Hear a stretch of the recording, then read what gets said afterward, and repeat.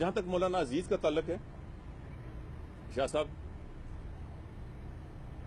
وہ جو میں کہتا ہوں کہ نان ایشوز پہ اس وقت ہمیں مسائل کیا ہیں، مگر ہیڈ لائنز لگتے ہیں داعش ہے، داعش نہیں ہے. ہیڈ لائنز لگتے ہیں وزیر داخلہ مولانا عزیز کے خلاف کارروائی کیوں نہیں کرتے. چھوٹی چھوٹی چیز نان ایشوز پہ، چونکہ یہ مسئلہ سینٹ میں اٹھایا گیا تھا اس لیے، اور میں اس دن نہیں تھا، آئی واز ناٹ ویل، تو چیئرمین سینٹ نے مجھے ریفر کیا. تو اب جو اجلاس ہوا ہے، میں نے چیئرمین سینٹ کو یہ ریکویسٹ کی تھی کہ میں آ کے اس پہ پورا بیان دینا چاہتا ہوں. تو انہوں نے کہا کہ اس دفعہ چونکہ ریکوزیشن اجلاس تھا اپوزیشن کا اور ان کا ایجنڈا ہے، تو آپ آئندہ اجلاس میں بولیں. تو آپ انشاءاللہ تھوڑا سا انتظار کر لیں، میں تفصیل سے آپ کے سامنے چیز رکھوں گا، مگر چونکہ آپ نے سوال کیا ہے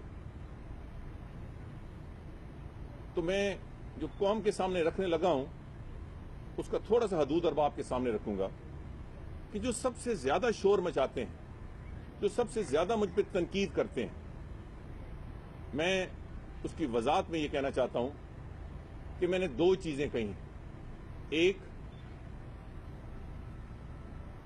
کہ اف ہی بریکس دا لا، اگر انہوں نے، میں نے انگریزی میں کہا تھا، اف ہی بریکس دا لا ان کے خلاف ایکشن ہوگا. اگر انہوں نے قانون توڑا ان کے خلاف ایکشن ہوگا، یہ میں نے کہا ہے.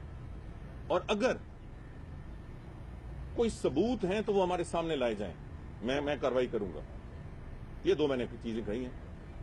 مگر میں نے بڑے سینئر اینکر پرسنز کو دیکھا ہے، میں نے خود سنا کہ منسٹر نے کہا ہے کہ ان کے خلاف تو کوئی ایف آئی آر ہی نہیں ہے، تو وہ ایف آئی آر لے کے آئے.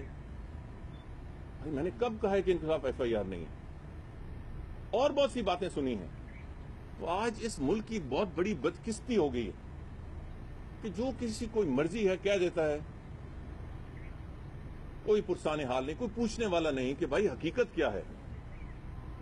جس طرح بار بار میرے سے منسوب ہو جاتا ہے کہ میں کہتا ہوں جی داعش نہیں ہے، اور اس پہ پروگرام در پروگرام ہوتے ہیں. میں سینٹ میں بھی پوچھوں گا کہ پچھلی دور حکومت میں، جب پچھلی دور حکومت آئی